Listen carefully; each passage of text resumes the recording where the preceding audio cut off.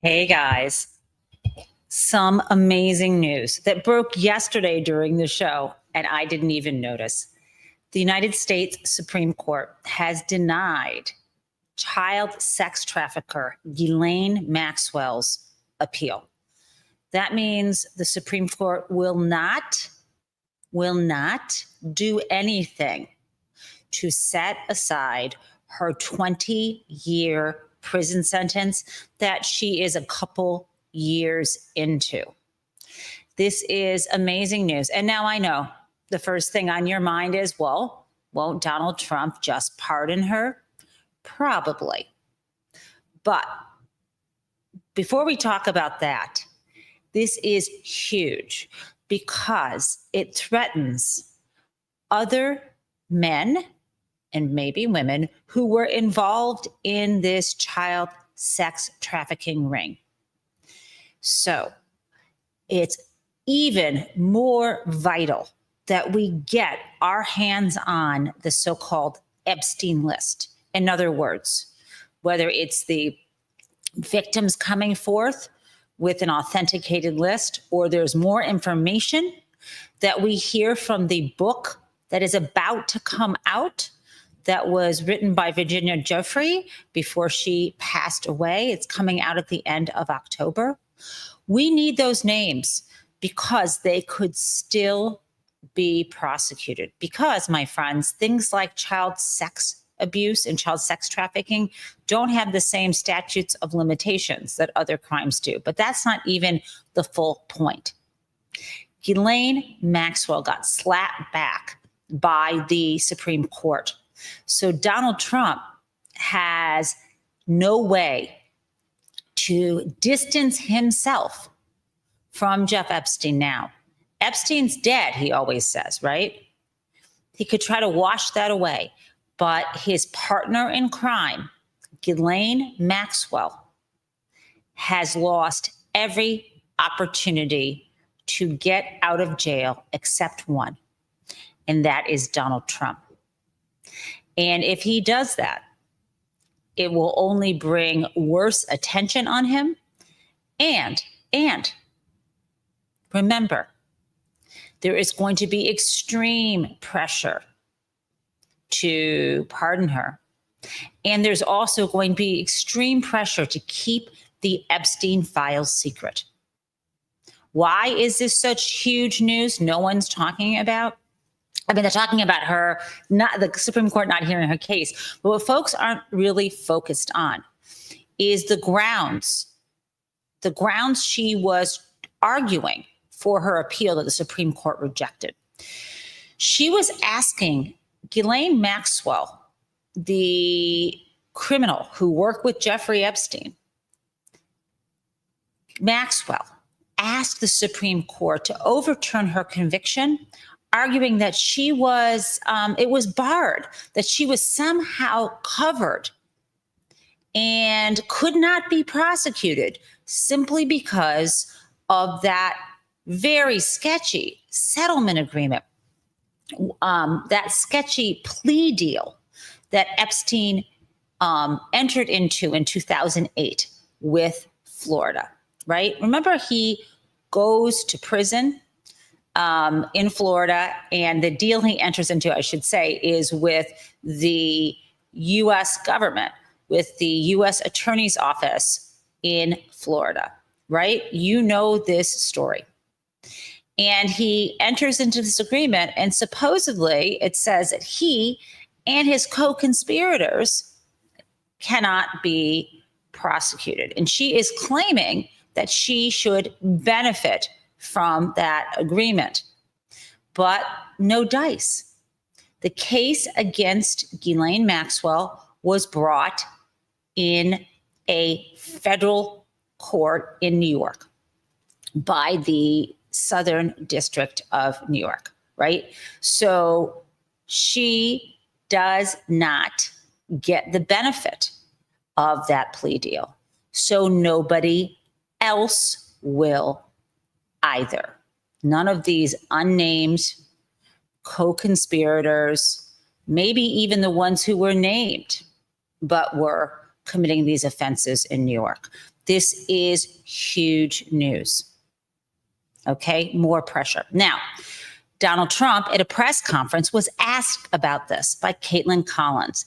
You've got to watch this to see how he behaved. And it's hard to know for sure whether he wasn't hearing her well or he was trying to keep a straight face. We're going to watch it twice. Watch it all the way through first. Let's go. The Supreme Court is back and they rejected today an appeal by Ghislaine Maxwell to overturn her conviction. That means her only chance of getting out of prison is a pardon from you. Is that something you're... Who are we talking about? Ghislaine Maxwell. You know, I haven't heard the name in so long. I can say this, that I'd have to take a look at it. I would have to take a look. Did they reject that? She wanted to appeal her conviction. And what happened? They said that they were not going to hear her appeal. I see. Well, I'll take a look at it. I will speak to the DOJ. I wouldn't consider it or not consider it. I don't know anything about it. So, but I'll speak. I will speak to the DOJ. Why would she be a candidate for clemency, sir? I don't know. I mean, I'd have to speak to the DOJ. I'll look at it.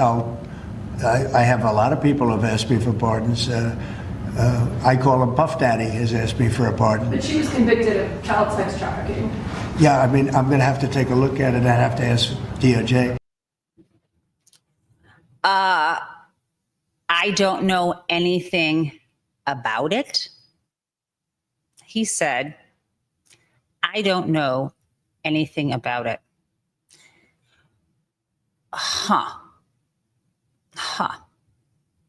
He said he doesn't know anything about it. He also doesn't flinch when she says she was convicted of child sex trafficking. Well, I'll have to look at that. We'll have the DOJ look at that. No condemnation of child sex trafficking. Nothing like that's a terrible crime. Remember, in the past, he said things like, after she had been charged, but the trial had not moved forward, I wish her well. Because remember, Ghislaine Maxwell was indicted when Donald Trump was president. But I believe she wasn't sentenced, if you look at the timing of this, or she was finally convicted in 2021 and then sentenced, I think, shortly thereafter. The timing kind of overlaps is my recollection, right? So, but when he was president and Jonathan Swan asked him about Ghislaine Maxwell, he said, I wish her well. And, and then he mentioned how Epstein ended up dead in prison. Now, there's no question. She has been convicted of child sex trafficking. She has reached a dead end.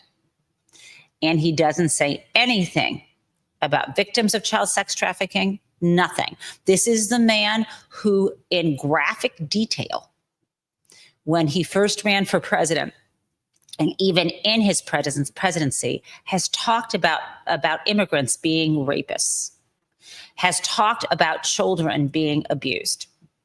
But when it comes down to his friend, Ghislaine Maxwell, and who is associated, of course, and worked with Jeff Epstein, his dear close friend for 15 years, suddenly he has low affect, acts like, I haven't heard her name in a long time. I know nothing about it.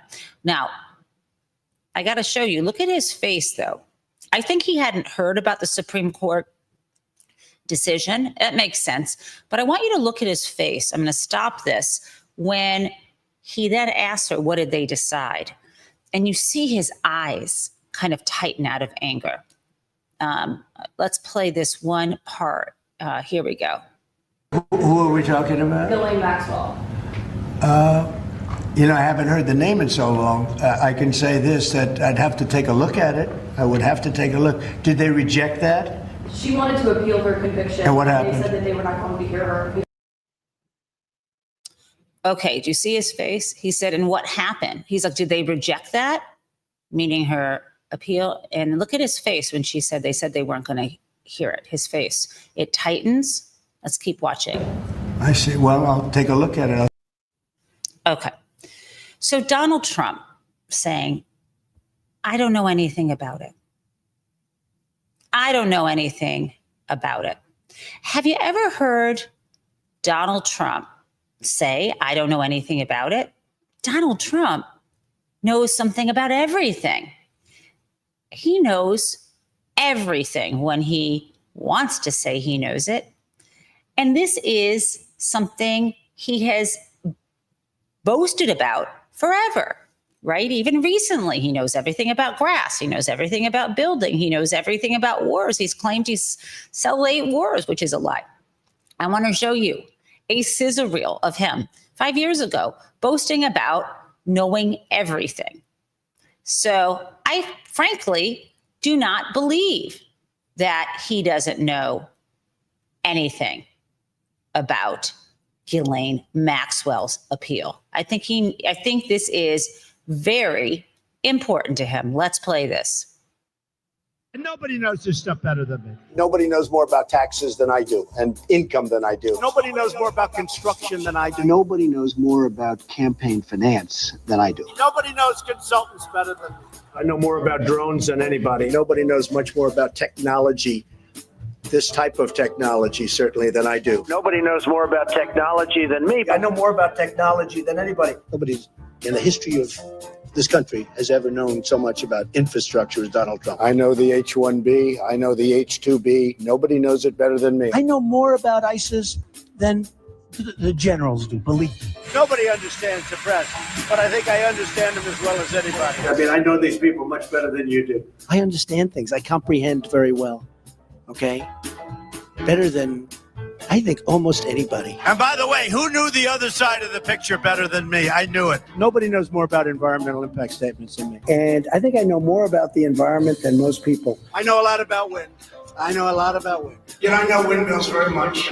I've studied it better than anybody. I understand the power of Facebook, maybe better than almost anybody. I know more about renewables than any human being on earth. Nobody knows more about polls than me. I know more about courts than any human being on earth. I understand healthcare now, especially very well. A lot of people don't understand it. I know the angles. I know every angle. Okay. There are so many more minutes of that. So frankly, my friends, I don't buy it. This is what he does to try to hold back. What he doesn't know is what he's going to do. He doesn't know, of course he wants to pardon her, right? Or grant her clemency. I think what he doesn't know is when. What timing. That's all he doesn't know. And he doesn't know how to make it look like it wasn't his choice. The only way he pardons her is if the Justice Department writes some kind of opinion for him saying how corrupt the United States Supreme Court is. This is a tricky one, and he doesn't want to get caught in a thicket here. So I don't think you should expect any fast moves to pardon her right now. But things are going to get really ugly in about 2 weeks when Virginia Giuffre's book comes out. And I think you have heard about this new book. It's already a bestseller on Amazon, and it is called Nobody's Girl. I'm showing you the Penguin. Let me show you right now the Penguin Random House page for it, because you can pre-order it if you want in your local bookstore or from your library online. It's going to be available October 21st. So if my math is correct, that's 2 weeks from today. This story is not going away. Now, let's move on to other important news. And I would be remiss if I did not now address today's date. It is October 7th, 2025. This is the 2-year anniversary of the terrible October 7th terrorist attack in Israel. And there are still hostages and the hostage families are very anxious to have their family members at home. And there now is still, after 2 years, devastating war in Gaza, war that hurts children and families as much, if not far more, than it hurts the individual members of Hamas and the organizers who brutally attacked folks in Israel. Now, who knows if the current ceasefire will hold?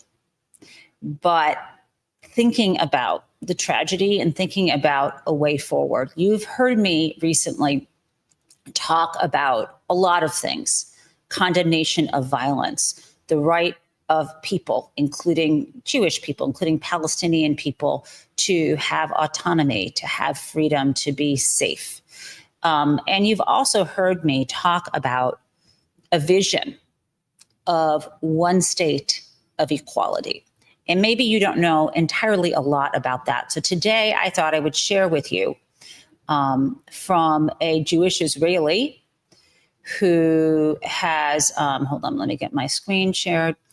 A Jewish Israeli who believes in a one-state solution of equality. He is a journalist. He's changed his views over time.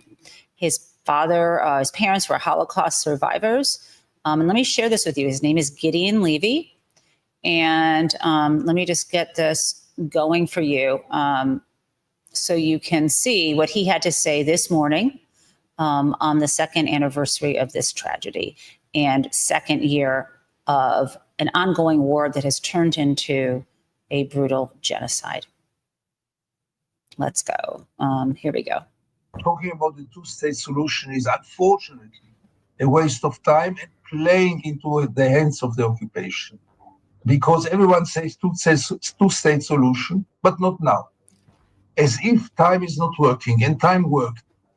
And what was achievable 20 years ago is not achievable anymore. And I think, genuinely and frankly, that we should change the discourse and we should start to talk about one democracy between the river and the sea. Israel is controlling the whole land from the river to the sea. It is a one state. All the people between the river and the sea are in different times, in different ways, under the rule of Israel. We just have to change the regime. We have to turn it into a democracy, which means one person, one vote, which means above all equality. It's the end of the Jewish state. It's the end of the dreams about the Palestinian state, but it's the only open vision. All the other visions are fantasies. A naked man has little to no influence. Okay. Something to think about, you guys. Something to think about, especially now in our own country, where leaders are trying to divide us between red and blue, trying to demonize Democrats as gnats, as insurrectionists, as people that need to be put down. These are the tools of authoritarian regimes. I have a dream of real democracy, people standing up for each other, a world where we see each other as linked, not ranked. Linked, not ranked is something I think that Gloria Steinem has said as an expression, and I refuse to Google it because I wanted to believe that she said it. But we need each other. We are vulnerable on this planet. We only get a short time here. I refuse to hate. I refuse to bow down to bullies. And I believe in the humanity of all people. Does that mean that there should not be consequences for dangerous and bad behavior? No. I believe in criminal punishment. I believe in prisons, right? I believe that we look at people and judge their words and actions and try to be better ourselves and also keep ourselves safe. And when I speak about consequences for actions, one of the most dangerous criminals on the planet is running our country, and that is Donald John Trump. However, I have decided that the next way to get under Donald Trump's skin is to start referring to Stephen Miller, his special advisor, as President Miller. This will piss off everybody, including Stephen Miller, because it will threaten his stature. So I want to share with you, I'm going to get back to Trump in a second. I want to share with you Stephen Miller, or shall I call him President Miller, trying to make fetch happen, trying to say that they are going to invoke the Insurrection Act so that the so-called the Posse Comitatus Act wouldn't apply. What am I saying? Let me just sweep away all the lingo. Stephen Miller, President Miller, wants to be able to have troops, National Guard, for example, in our cities, not just to guard ICE and to protect federal buildings, but he wants them to be engaging in law enforcement activities and able to shoot at and round up without due process anyone and everyone, right? That's what he wants. Good luck, President Miller, but he is so distasteful. The public doesn't like him. They don't like him even more than they dislike Elon Musk. And there's a catch-22. Some people say, don't give Stephen Miller a platform because he spouts propaganda and scares people. Actually, give him a platform. Start calling him President Miller.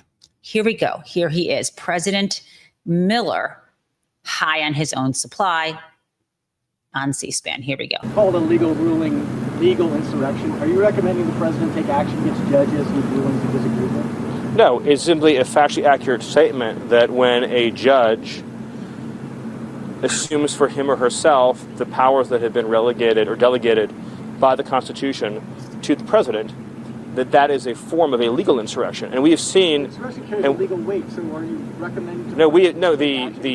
We have seen over the last 9 months a ongoing legal insurrection in which district court judges, as a class, in many cases, have issued, which is why they've been overturned so much, have issued rulings that are flagrantly unlawful and unconstitutional.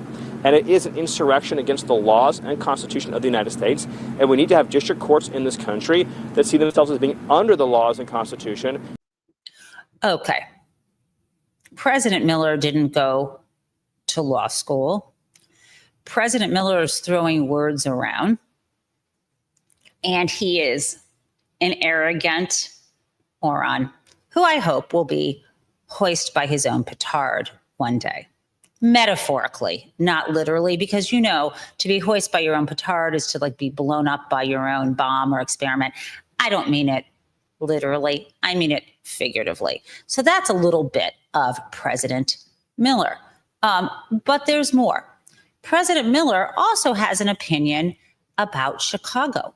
He keeps claiming that the Black people in Chicago, some wearing MAGA hats, he claims, are really happy with having the ICE and National Guard there. Let us. He says that you're attempting to inflame tensions and create a war zone. He also says that you are profiling, that you're targeting Black and brown people, even those who turn out to be here legally. What's your response? Well, first of all, the Black people in Chicago are thrilled that we're getting the illegal aliens out of their communities who are stealing their housing, jobs, and resources.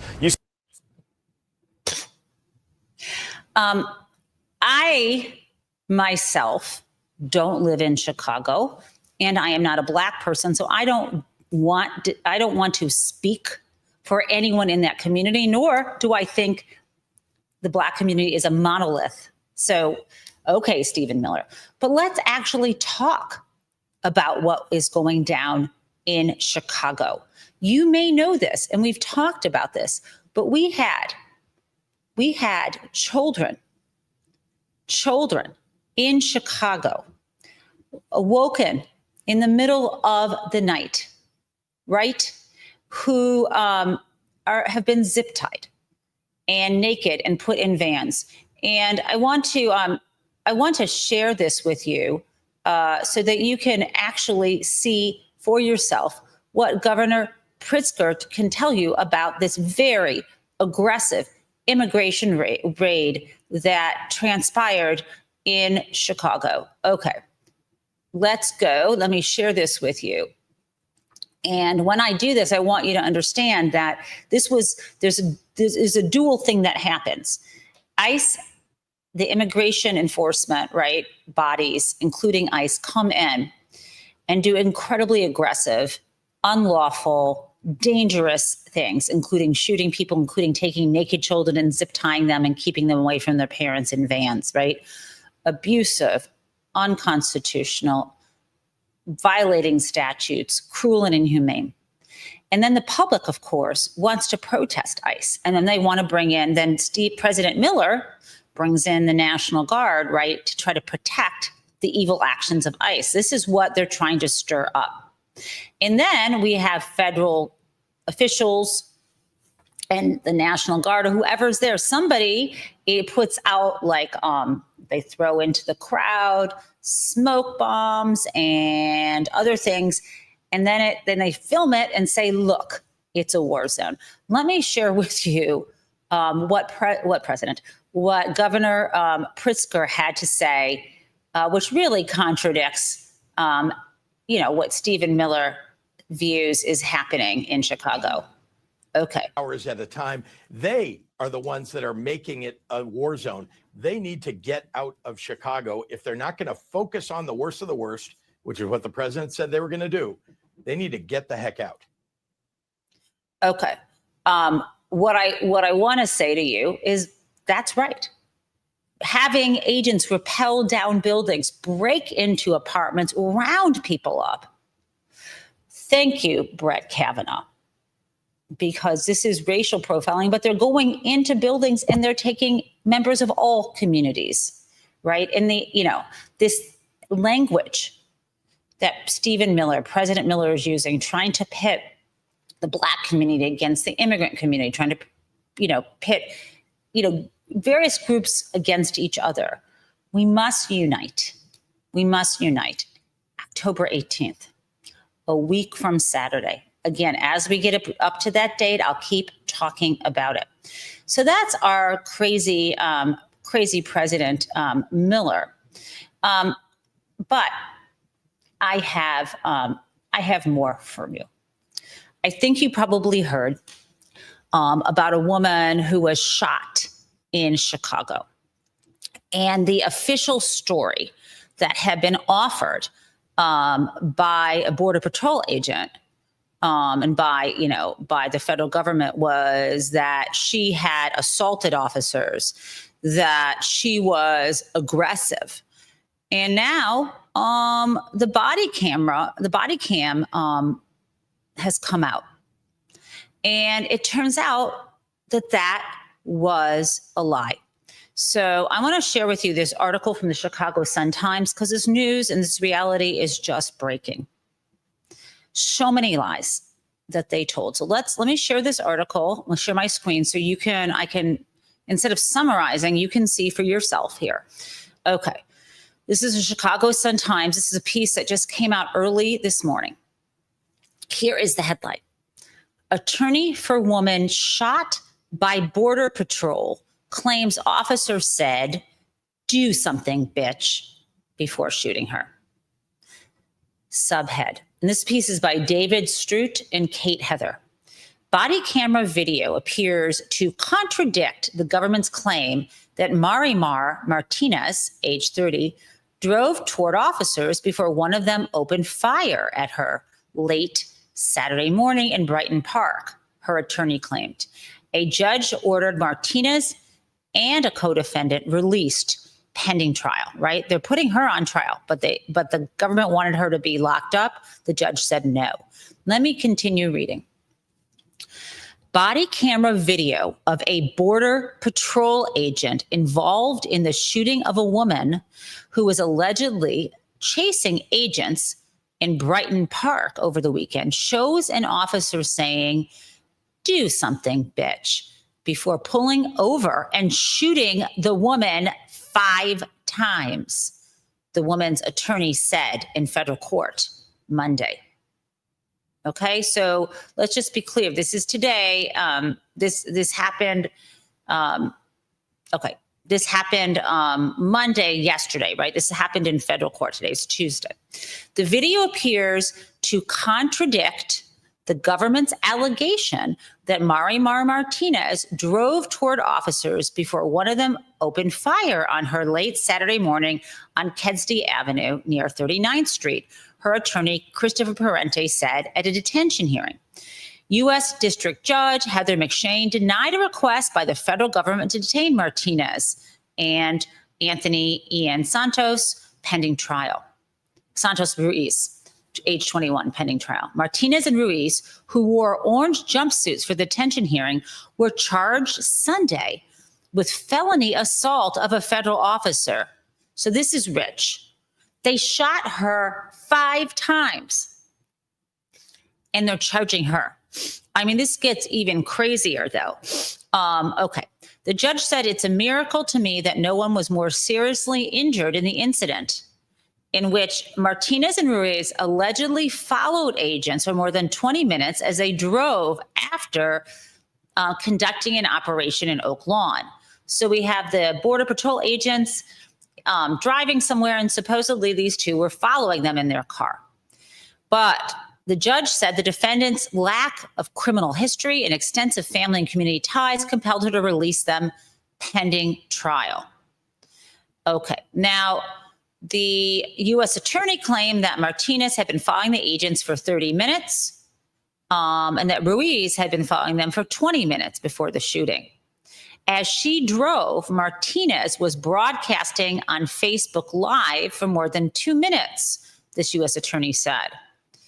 And this video captures her repeatedly sounding her horn and following the vehicles. Okay, so that's the evidence they have, that she was sounding her horn and following the vehicles. And the charges prosecutors filed on Sunday, they don't mention a loaded gun in Martinez's car that was referenced in a previous statement by Department of Homeland Security. They don't mention it, but in court, the lawyer said Martinez had a loaded firearm on the passenger side of her car, but never brandished it. However, her lawyer said she had a valid firearm and concealed carry license. Okay, so where are our Second Amendment peeps now? Okay, her lawyer also offered to play an agent's body cam video showing the shooting, noting that prosecutors did not show the video that disputes their version. And again, they say that the video shows an agent turn a federal vehicle left into Martinez's vehicle, after which the agent says, "Do something, bitch." Then he exits a vehicle and shoots her. Parente, her lawyer, said Martinez has 7 holes in her from the shooting, and that agents were in such a hurry to take her into custody at the hospital that they had to return later when she began bleeding from her wounds. Parente, the lawyer, disputes the government's claim that she was a danger to the community. There is more about this. I've got to tell you, it's very shocking. You can see the video. The Chicago Sun-Times obtained it. We're not going to, I can actually show you the video, which I think is worth showing. But I want to tell you about it first. Tell you a little bit about this, that after the shooting, Martinez drove herself to some place called the Big Rig Oil Pros. You can see this shot. She drove herself. She parked her bullet-ridden Nissan SUV in the parking lot and walked inside. with these bullet wounds. And the employees put her in a chair, and a trucker stopped, called 911. The workers were grabbing shop towels, like those blue shop towels, and trying to patch her wounds. And what the 911 call said, the shop manager said, send somebody quick because this lady is bleeding profusely. I mean, it was instant puddles. They're trying to, when the paramedics get there, they tourniqueted her arm and leg. And this is really graphic, but the reporting says a bullet fell out of her arm and on to the shop's floor. So then she left in an ambulance, and the FBI arrived later and placed tape around the area where she sat in the chair. Okay, so I'm going to show you this video footage. And just so you know, the car that she, the white Chevy Tahoe is driven by the Border Patrol agents, and Martinez is in a silver Nissan. Okay, the other car, the black car, is from Ruiz. So again, the white car, the Chevy Tahoe, is the Border Patrol agents, and Martinez is in the silver Nissan. Let's watch this. I think I can do this. Video footage obtained by the Chicago Sun-Times appears to show 3 of the vehicles the feds say were involved in an incident Saturday in which a Border Patrol agent shot a woman after prosecutors say she rammed a federal vehicle. The incident led to protests in which federal officials tear gassed and fired pepper balls at the crowd that gathered in its aftermath. In the video captured by security cameras at a tire shop on the 4000 block of South Kedzie, a white Chevy Tahoe, which the feds say was driven by Border Patrol agents, is closely followed by a black GMC Envoy and a silver Nissan Rogue. All 3 cars match descriptions and photos included in a federal complaint filed earlier this week that alleges the agents were followed by, quote, a convoy of civilian vehicles, unquote, and says the GMC was driven by Anthony Ian Santos Ruiz and the Nissan was driven by Miramar Martinez. The feds earlier said 10 cars in total were involved in tailing them, but it's unclear from the video if that's the case. In the video, the silver Nissan can be seen pulling alongside the driver's side of the Tahoe, and at times crossing into an oncoming traffic lane.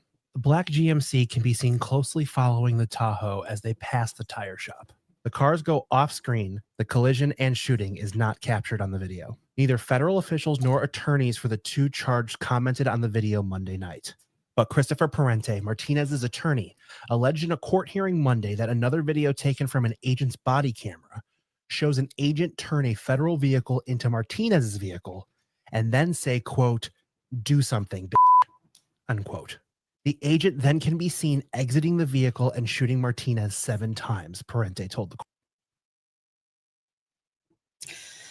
Okay, so, you know, we get a little snapshot. Looks like 2 cars, doesn't look like a convoy. Looks like Martinez was maybe driving dangerously, veering into the lane. I don't know what, you know, beyond that, but based on her lawyer's testimony, it's pretty disgusting and unlawful. It sounds like this agent turned his car into hers at some point, maybe at a stop, gets out and just fires at her, trying to kill her. This is unspeakable, and it's happening right here in America. We need to be brave and to be nonviolent and to make plans for October 18th. I'm telling you, this is a moment where you can change history. Or if you stay home, and I mean it, if you stay home, if too many people stay home and think someone else will do this for them, if they think, oh, I'll get hurt, and they don't show up in their cities across this nation, this is our future. Do you want this to be your future, totalitarianism, where you and your neighbors and people can just be sworn at by federal agents and shot and left for dead? Thank God she survived and then charged with a crime. I don't want that. I'm going to stand up for this country and for my children and my grandchildren, God willing, and my great grandnieces and nephews and everyone and your family. Two, this is not the America I want. And by the way, don't get all, oh my God, I can't believe this is happening here. First of all, here where we had 400 years of chattel slavery, here, right? Yeah, it can happen here. We've had worse than this here, but we don't want this. This has happened. We've been warned. This is why we all studied authoritarianism and totalitarianism. Stand up, do the right thing before it's too late. We still have the power. Now, part of what's going on is funny. And as you know, I like to laugh, even in the face of brutality. It's part of my cultural heritage, and it's part of the comedians I sometimes say I love the most, including Charlie Chaplin, the great dictator. I've showed you clips from this. And so I need to laugh or cry about the Fox propaganda machine. You know how when television news became infotainment, a combination between not really news, but information that was entertaining. Now it's propatainment, propaganda designed to entertain people and brainwash us. And so I want to show you some crazy shit Jesse Waters was doing over on Fox News. He has this guy come on in a mask saying, I used to be part of Antifa, as if it's an organized enterprise, and I quit. Now, first of all, Antifa just means you're an anti-fascist. It's not something you can join like a union or a religious organization. Oh my God, thank you, Abby. It is, infoganda. I like that too. It is not, it's not a thing, right? It's not like you can get season tickets to the theater or you can be part of some kind of fandom. It's not like getting a cable subscription. It's not even like AARP, right? It's not like when you check off AARP, they say, oh, do you want to join AARP? We see that you're, whatever age they start going after you, 40 or whatever, are you ready for the, American Association of Retired People, right? You do not, with the inside of the AARP envelope, also say, while you're joining AARP, would you like to also join Antifa? That's not a thing. Although, hey, you heard it here first. Okay, so Jesse Waters is doing this thing where he has this guy on and he's wearing a mask and you can just see his eyes. But friends, if you've been to the airport, whether you have Clear or you have TSA PreCheck and they scan your eyes are super, super unique. There's almost no one who has that configuration unless you have an identical twin, which I just heard about from someone. But anyway, when you look at this guy, this so-called and former Antifa member, in this video, folks are going to show you, wait a second, this is the same guy Jesse Waters sure as hell looks like had on earlier, claiming he was someone else. So let's look at the bullshit. I mean, someone needs to call this guy out, and these guys are. This is infoganda, what did I say? Propatainment. Let's play it. Mostly recruiting, working with youth, getting, and just going out, spitting out the message. And the thing is, too, a lot of people. Okay, supposedly this guy with the yellow hat and the scarf says his name is Eric and he's an Antifa whistleblower. Okay, so let me just start this at the beginning so you see that. Okay, this was from 10/2. Mostly recruiting, working with youth, getting, and just going out, spitting out the message. And the thing is, too, a lot of people get into it because they want to. On the outside, 36 years have been behind bars.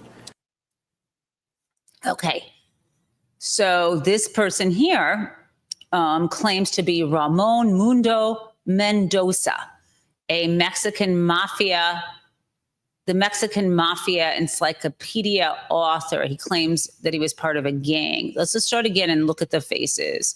Maybe not the same person. Mostly recruiting, working with youth, getting, and just going out, spitting out the message. And the thing is to, a lot of people get into it because they want to. On the outside, 36 years have been behind bars. Considered extremely violent enough to be recruited by the Mexican Mafia prison gang. So, there's an error, especially when you're younger, that, you're out here and you're doing something, and that's very appealing. No, sir. I can tell you for a fact, contrary to that, I kind of laughed when I saw two things.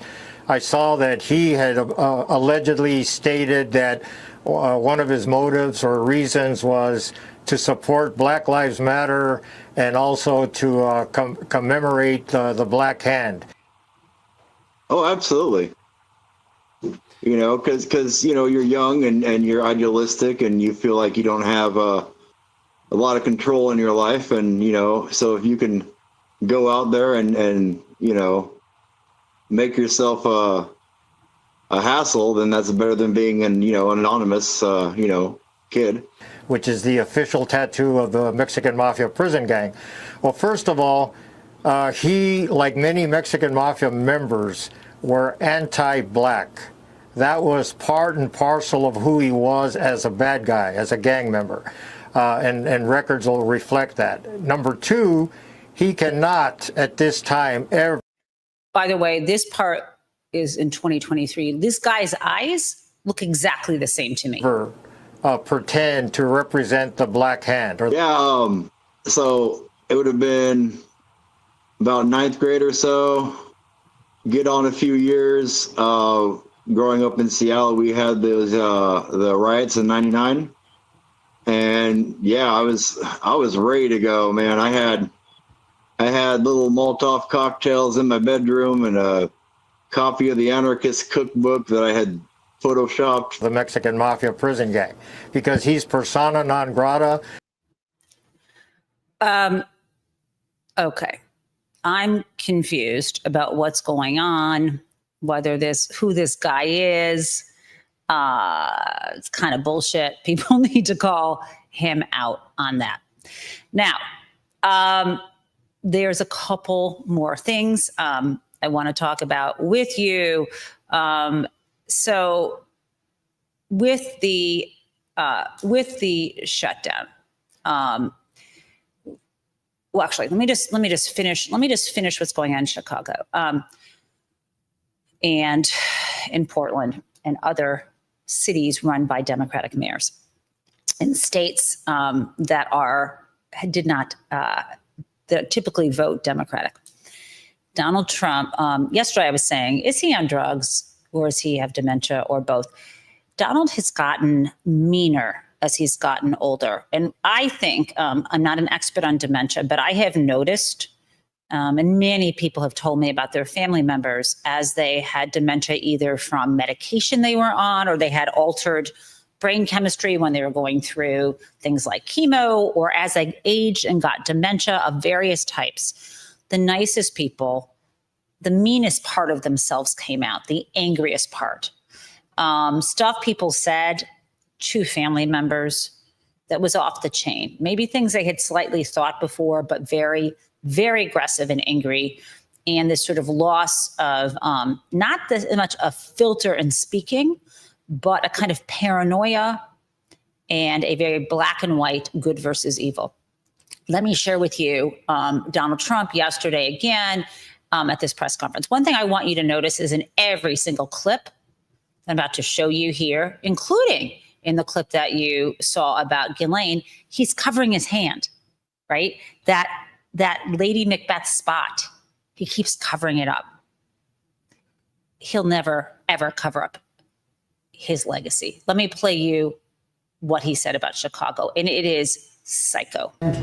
We want to put it out and are putting it out, and they don't seem to care about it, but they do care. I believe that Pritzker and this mayor of Chicago that like to say about they don't have it under control. Not only is it not under control, it's the opposite. And I believe they're afraid, they're scared for their lives. I believe that the Portland people are scared. You look at what's happened with Portland over the years, it's a burning hellhole, and then you have a judge that lost her way that tries to pretend that like there's no problem. Actually, she's not even saying that. There's a huge problem in Portland. I'll tell you what the problem is: crime. Okay, crime. There's a huge problem in Chicago. It's called crime, and we want to put out the crime, and they want to inflame the crime. And why they want to, I don't know. But it could be that Pritzker is scared for his life. Yeah. That doesn't make any sense. Pritzker isn't scared for his life. He's not scared of you. He's not scared of crime on the streets. And secondly, this idea that these cities are inflamed and that crime is on the rise. Crime is down in major cities, and it's not the job of the federal government to come in and usurp the state's police power. I mean, this is supposed to be the party of states' rights. Now, let us continue. On the topic, we've done a lot of power. We haven't talked about money. It's all quid pro quo, right? A reporter asked Donald Trump, why are we giving a security guarantee to Qatar? He's trying to get out of security guarantee. He's trying to get out of NATO, but he wants to give a security guarantee. The U.S. will back Qatar if it's attacked. Didn't go to Congress to get approval for that. Why in the world? Let's play it. I mean, last week you signed the security guarantees for Qatar. Do you see any role for the Senate in that? Would they have to vote on that? Or do you think Well, I wouldn't mind if they did. If they want to, they'd let me know. Nobody said that, but Qatar's been very, very helpful to us in this process, and I think you'll find that. I think maybe the most influential. They're very influential, very strong. With Hamas, they're very strong. And Turkey's likewise been helpful. I mean, honestly, UAE, Saudi Arabia, everybody's been helpful. Okay, it's Qatar, not Qatar. He's such a flipping moron. Secondly, Qatar has been nice to us. I don't know. What could that possibly mean? Is it the airplane? UAE has been nice to us. I mean, by the airplane, I mean his golden palace in the sky that is going to cost so much money to renovate. That was supposedly a gift to the U.S., but it's specific to Donald Trump. UAE, how has UAE been helpful to us? Could it be the $2 billion investment in Donald Trump's stablecoin, a completely unnecessary thing that UAE did, the Sovereign Wealth Fund, before it invested in Binance? Could have used $2 billion US dollars, could have used $2 billion of any kind of currency, but took $2 billion US dollars, purchased Donald Trump's stablecoin and used that to invest in Binance. What was the point of that? Well, investing in Donald Trump's stablecoin means that $2 billion invest in the coin, Donald Trump makes money off of that. And now Binance, the company, is holding $2 billion of Donald Trump's stablecoin. They probably will never sell it. Why? Because the head of Binance is looking for a pardon from Donald Trump. Follow the dirty money. There's more crazy money. Donald Trump, as you remember, the only charges that stuck, a jury convicted him. Do you remember this? I mean, was it just last year? Shocking. A jury in New York found him guilty on 34 counts of falsifying business records, felony counts, in connection with trying to influence the 2016 election, right? This is covering up the payments made, the hush money payments to Stormy Daniels, also known as Stephanie Clifford. Remember that. But the bottom line is it was a business records falsification. So wait till you hear about how he's running our business records.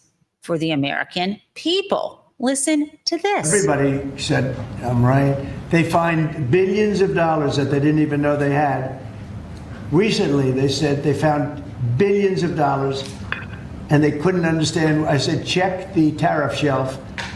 And they come in the next hour and they said, sir, you're right. It was from the tariffs. We're a rich, really rich country again. But more importantly, maybe influence.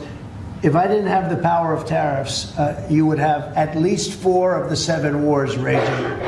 I use tariffs to stop wars. Oh my God. Check the tariff shelf? Is that just the cookie jar? You need money? Check the tariff shelf. I mean, this is like Vita Perone in the musical. The money keeps rolling in.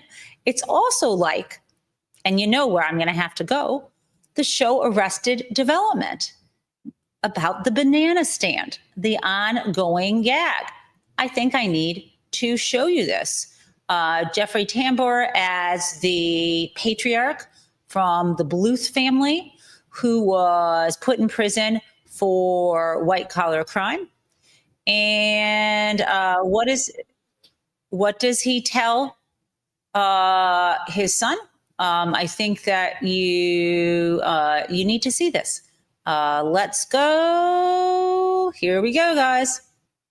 Trying to find some money for the family. There's always money in a banana stand. We don't have the money, Pop. There's always money in the banana stand. And so Michael, his son, and his brother together enjoyed the cathartic burning of the banana stand. There was money in that banana stand. Well, it's all gone now, Dad. There's $250,000 lining the walls of the banana stand. Why didn't you tell me that? How much clearer can I say? There's always money in the banana stand!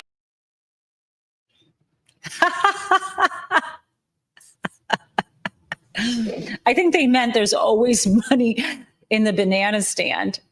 Like you could always, that was a place you could work. The company owned that business. I mean, the family owned that business, not just the real estate development business. Okay. There's always money on the tariff shelf. These guys are crooked as hell. And I got one last thing before we actually do Crazy Town, my friends. And that is Donald. He's thinking about dying again, thinking about going to heaven. It's always on his mind. I have no idea what the doctors are telling him, but there's something that he is thinking about his mortality. And it's shocking to me that this man thinks he's mortal. Let's go. Doesn't have faith, doesn't have God. It's going to be very hard to be a good country. There's no reason to be good. I want to be good because you want to prove to God that you're good, so you go to that next step, right? So that's very important to me. I think it's really very important. And yesterday was amazing. We went out. We went to... Okay. Everything is transactional. I want to be good, he says, to prove to God that I'm good so I can go to that next step. Okay, that next step. How about being good because you care about people? How about being good because people have been kind to you? How about being good because mutuality, respect, equality, fraternity feels good? How about the joy in watching each other thrive? What is that? Our personal best.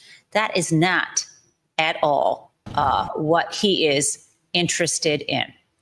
And so now, I think, my friends, it is time, absolutely time for Crazy Town. And I think you deserve a double scoop. So here we go, my friends.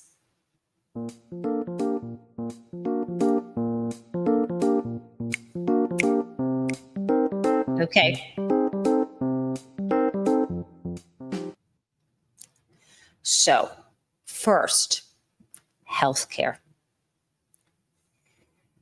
Honest to God, it's been over 8 years or around 8 years since Donald Trump said he had a healthcare plan for the American people. That was when they were trying to repeal all of Obamacare, that he had a healthcare plan and it would be ready in 2 weeks.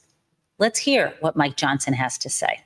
We had a big portion of the One Big Beautiful Bill, the Working Families Tax Cut, that addressed the fraud, waste, and abuse in Medicaid and some of the other programs. And we are bringing ideas forward to make sure that we reduce the cost of health care, expand coverage and accessibility and quality of care.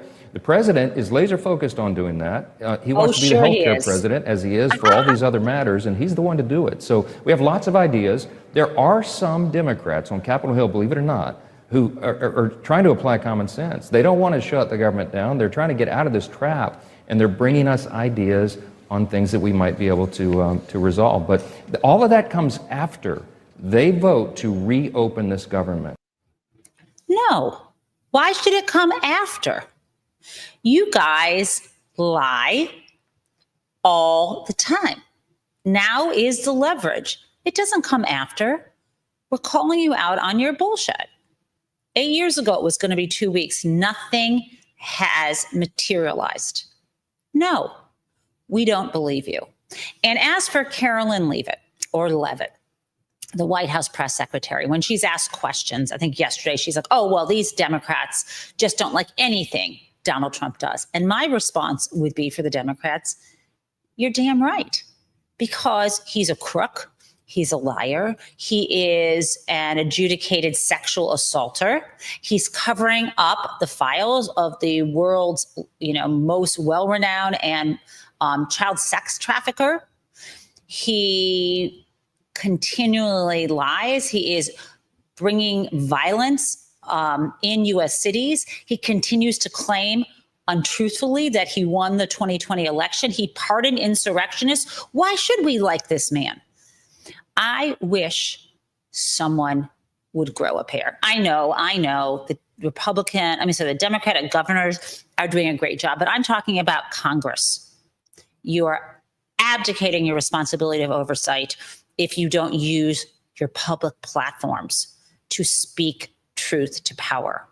It's not just what you say on the floor of the House. It's not just committees. It's not just legislation. It's not just your flippin' telephone calls, hours upon hours a day with donors so you can get elected. You owe it to the American people to tell us to hit the streets. I am waiting for them to wake up and stop listening to their donors and start listening to us. And so I've got one more crazy town. This is also a good one. So this is Doug Burgum. And I just think he has really, and I have to give him some praise, come up with a new motto for the Trump administration, for President Miller, and for all Republicans. Let's play it.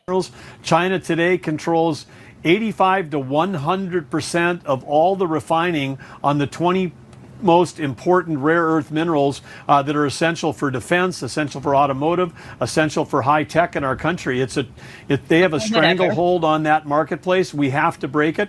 President Trump knows that, and we have to get back to mining in our country. It's not just drill baby drill. It's mine baby mine with President Trump and critical minerals. China today.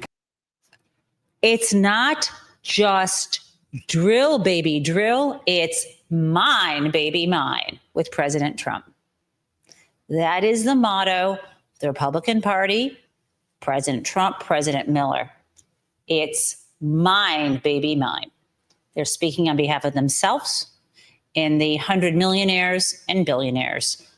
America can be better than that. We're not now. There are more of us than them.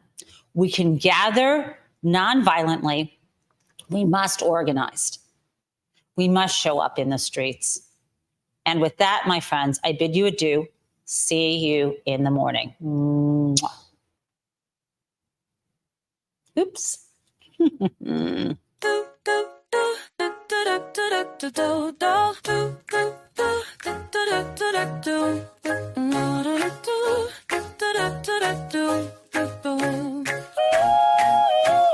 Hello, prison mates. It's the Gen Taub Show. Well, welcome everyone. Let's learn about what is happening in politics. Yes. and we are together in this democracy we work for. And again, welcome to the Jen Taub Show.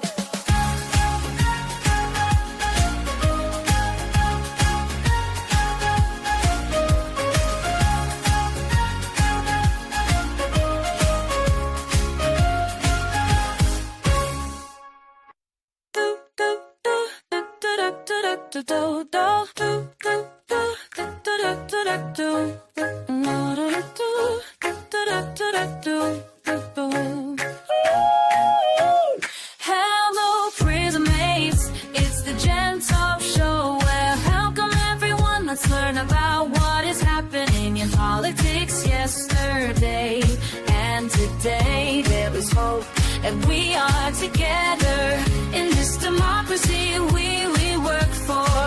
And again, welcome to the Jen Taub Show.